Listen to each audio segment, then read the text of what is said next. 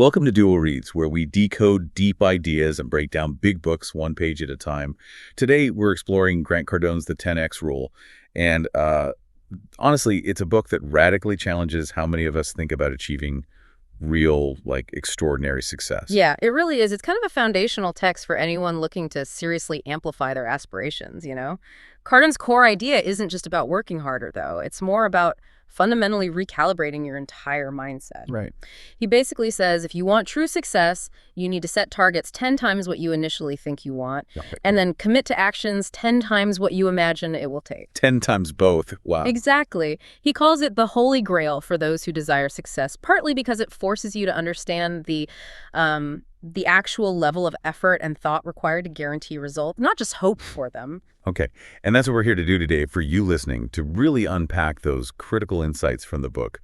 Think of this as your maybe expedited path to understanding this aggressive yet compelling philosophy, and perhaps, how it might just revitalize your own goals and dreams.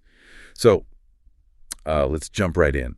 The trap of average. Why most people fall short. Okay, so first off, I think we're all, myself included, often conditioned to embrace a certain level of realism, or normal effort.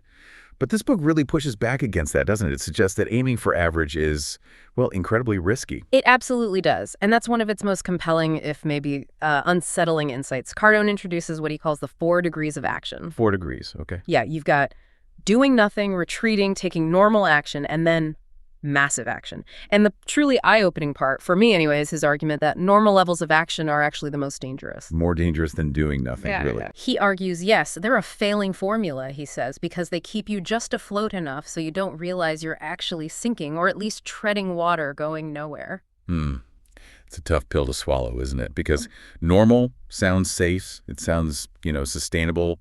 Precisely. And he tries to back this up with some stark realities, like, consider the average worker in the U.S. They read, less than 1 book a year, work about 37.5 hours per week, earning significantly less. Okay. Now, contrast that with top CEOs who are apparently reading 60-plus books annually. That difference isn't just about reading more. It's about a fundamentally different approach to input, to effort, everything. Right. The gap between normal and massive is just vast, and the rewards seem to reflect that. That statistic alone makes you pause, doesn't it? Yeah. It just highlights how ingrained that average thinking is in our society almost, to our detriment. Absolutely. And you see the consequences play out in real-world scenarios. Cardone points to Howard Schultz, the Starbucks CEO, during the 2008 recession. Oh, yeah. I remember reading about that. Right. So while most companies were in contraction mode, cutting expenses, hunkering down, Schultz went above and beyond.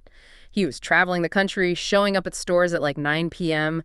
to personally meet with customers, get feedback. Wow, at 9 p.m. Yeah, that's a clear demonstration of greater than average thought and action, right?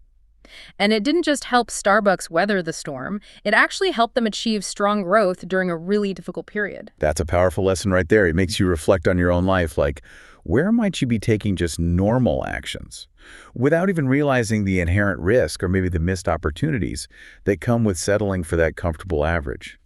2, the 10X mindset, unleashing massive goals and obsession. Okay, so if average is the trap, how do we break free? Cardone says it starts by radically rethinking our goals themselves. He believes people often fail, not because they aim too high and miss, but because they don't set their goals high enough in the first place. Interesting. So low goals are the problem. Yeah. He asks, who gets excited about so-called realistic goals? His point is, if a goal isn't substantial, it won't fuel the massive action needed to actually achieve it. Right. You need that big vision to drive you. And he talks about a really intense practice around goal setting, doesn't he? Writing them down every single day. Yeah. And wording them as if they've already happened.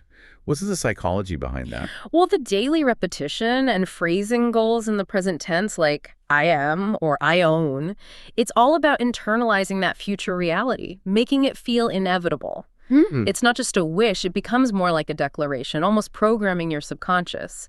And he gives these really powerful, specific examples from his own life, like, I own 5,000 plus apartments, or my net worth is over $100 million.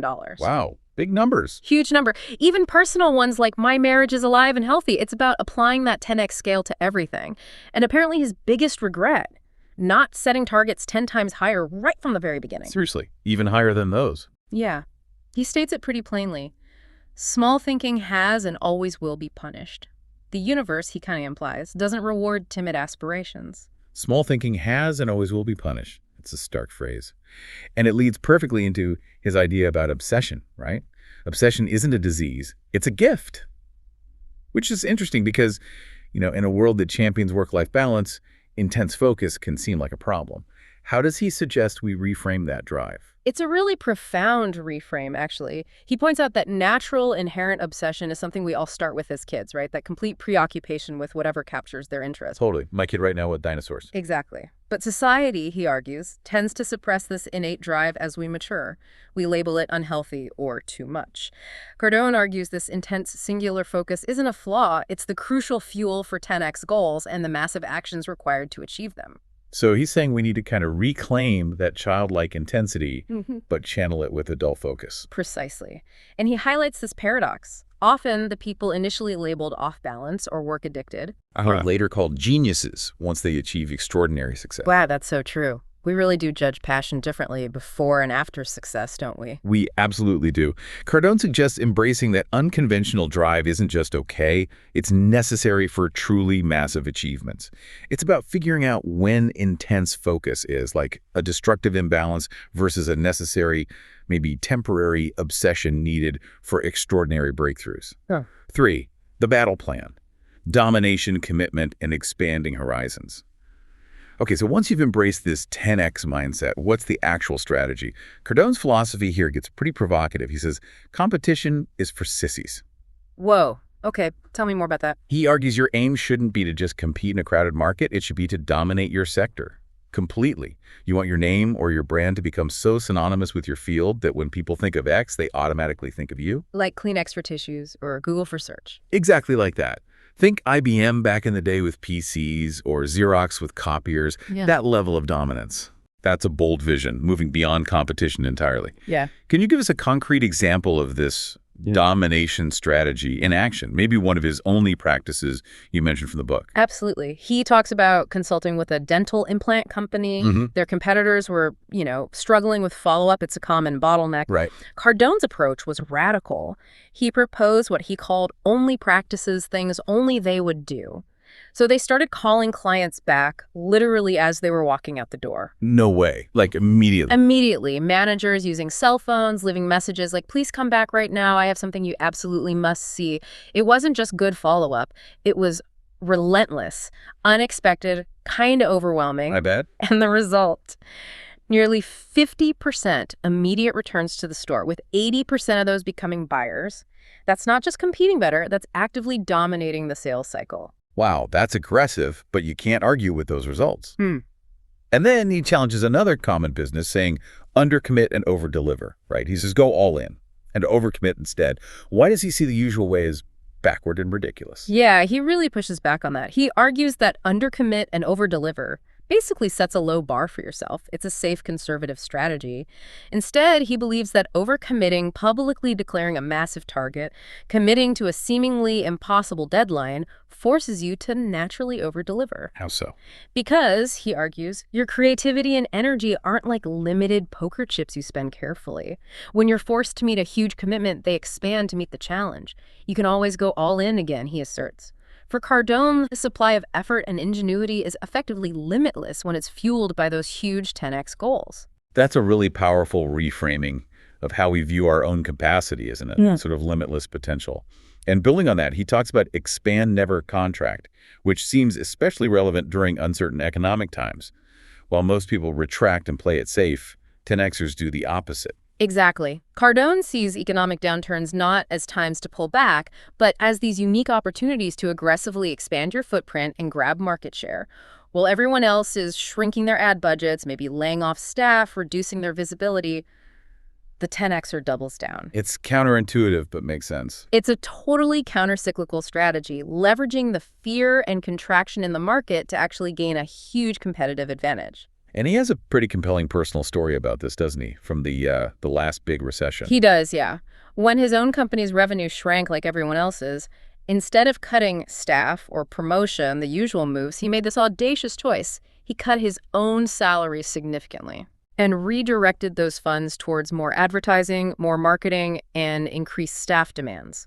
Over 18 months, he published 3 books, introduced 4 new sales programs, produced over 700 training segments online, did 600 radio interviews, wrote 150-plus articles, made thousands of calls. Good grief, that's massive action. The definition of it. He massively expanded his footprint, as he calls it, by pushing relentlessly when others retreated. He made sure his brand was absolutely everywhere. 4, overcoming resistance, fear, criticism, and omnipresence. Okay, it sounds like a lot of this 10X mindset involves facing down some significant resistance, both internal and external. Let's talk about fear. Cardone tackles it head on. He says, fear is the great indicator, which is interesting. He reframes fear not as a stop sign, but more like a green light, showing you exactly what you need to do. How does he propose we respond when that internal alarm bell rings? Well, first he uses the classic acronym FEAR, false events appearing real, just reminding us that most of what we worry about never actually happens. Right, the anticipation is often worse. Yeah. Exactly. But what's really insightful is his advice to remove time from the equation when fear strikes. The more time you spend thinking about it, contemplating, the stronger the fear gets, building up this false narrative in your head. He gives this really relatable example of needing to make a scary client call. Instead of just picking up the phone, you get coffee, check emails, you prepare, which is really just feeding the fear, right? Totally guilty of that. We all are. His mantra is basically, act now. That last-minute preparation, he argues, is just another way to feel anxiety. Action is the antidote. That's a potential game changer for so many people, I think. Just do it immediately. Then he moves on to criticism. Criticism is a sign of success. This is such a powerful idea, too. If you're getting criticized, it means you're making waves, you're getting attention, you're actually making an impact. Indeed. Yeah. And he has a great story about this. A client actually complained about his staff doing too much follow-up, called them too aggressive. Oh, wow. How did he handle that? Well, what's fascinating here is that Cardone didn't back down or apologize. He actually rewarded his staff. Rewarded them. Yeah. He saw the complaint as a clear sign they were doing things right, pushing the envelope 10X style. He ended up closing the deal, and apparently the client later praised them for following up like maniacs. That's amazing. The insight is that criticism often means you're pushing boundaries, and that's exactly what 10Xers are supposed to do. If no one's noticing or complaining, maybe you're not doing enough. That's a really interesting perspective. And then he throws another curveball with customer satisfaction is the wrong target. I mean, for so many businesses, customer satisfaction is like the ultimate goal. How does Cardone justify focusing on acquisition first? It is counterintuitive, right? But his point is pretty simple, really. You can't satisfy a non-customer. Okay, fair point. His argument is that your primary focus, especially initially, needs to be on acquiring customers, expanding your reach, getting attention. Only then can you begin to satisfy them on a truly massive scale, get them in the door first. And he uses Apple as a key example of this shift, doesn't he? Yes, exactly. He points out that for decades, Apple focused on a smaller, loyal market, and in his view, they were getting killed by Microsoft because Microsoft made its stuff available to the masses. Right. The huge shift we've seen in recent years, with Apple designing products like the iPhone and iPad for almost universal appeal, that demonstrates how market domination, getting quantity first, ultimately leads to greater satisfaction possibilities for a much broader base. Okay, yeah. Expand your reach, then deliver quality and satisfaction at scale. That makes sense when you put it that way. Yeah. And the ultimate expansion, the really big target he talks about, omnipresence, being everywhere, all places, all times, so your name or brand becomes like universal. It's a huge concept, and his personal goal illustrates it perfectly. He literally states his goal is get more than 6 billion people to hear my name constantly. When they think sales training, they think of me. 6 billion. That's audacious. Completely. He admits it's probably unattainable, but that kind of massive, almost absurd goal guides all his business decisions. Everything is measured against that target. He even shares a story about responding to some personal attack online by pursuing omnipresence even harder. Really? His wife apparently told him the best revenge is massive success, so he just went into overdrive. Produced more books, videos, radio interviews, massive social media content. He ended up getting national TV exposure out of it. His name, his voice, his articles were just everywhere. That's omnipresence as a strategy. The ethical imperative, duty, obligation, and responsibility. This brings us to a really profound and maybe unexpected part of Cardone's philosophy. He actually frames success not just as something nice to have, but as an ethical imperative, like it's your duty, your obligation, your responsibility to live up to your potential. Yeah, that's a powerful framing. He argues that failing to insist on abundant success is actually somewhat unethical. It's about fulfilling the implied commitments you have, commitments to your family, your future, your company, maybe even your community. So it's bigger than just personal ambition. Much bigger. It's not just about what he calls cash register ethics, basic honesty. It's about utilizing the gifts, the talents, the potential you've been given to their absolute fullest extent. It's almost like a moral obligation to thrive, not just survive. And tied directly to that is the idea of assume control for everything, right? Success happens because of you, not to you. No excuses. Exactly. You take absolute 100% responsibility for everything. The good, the bad, the indifferent. If something isn't working, it's not the economy's fault or your team's fault or bad luck. It's your responsibility to find a 10x solution, period. That's intense ownership. It is. And he also heavily stresses the importance of who you associate with. Reach up in relationships, he calls it. You should actively seek out and surround yourself with bigger thinkers, bigger dreamers, bigger players, people who are better connected, maybe more educated, definitely more successful in the ways you want to be. Makes sense. You become like the people you spend time with. Right. As he puts it, black belts don't learn new skills from white belts. You learn from those who are already better than you. Right. It's an active cultivation of your environment. It doesn't just happen. And the book lists so many other traits of these 10Xers, doesn't it? Like, right. They love challenges. They persist until successful. They take risks. They're willing to be seen as unreasonable. They say yes to opportunities others shy away from. They habitually commit. They're relentlessly goal-oriented. It's a whole mindset. It really is. And ultimately, the core message, I think, running through the whole book is that no one is going to save you. Yeah. Happiness, security, fulfillment, they don't come from waiting for someone or something else. They come from you utilizing your own gifts and energy at these massive 10x levels. It's an inside job, really, fueled by that sense of ethical responsibility to succeed. You are the architect, ultimately, of your own extraordinary reality. And that really brings us toward the end of our conversation about Grant Cardone's The 10X Rule. Wow.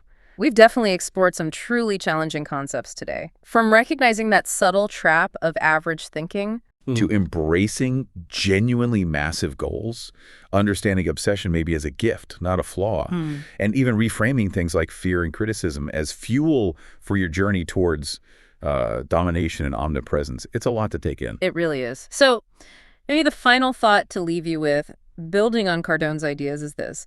If average truly is a failing formula, and if success is presented as your duty, your obligation, and your responsibility, what unreasonable 10x goal are you ready to commit to?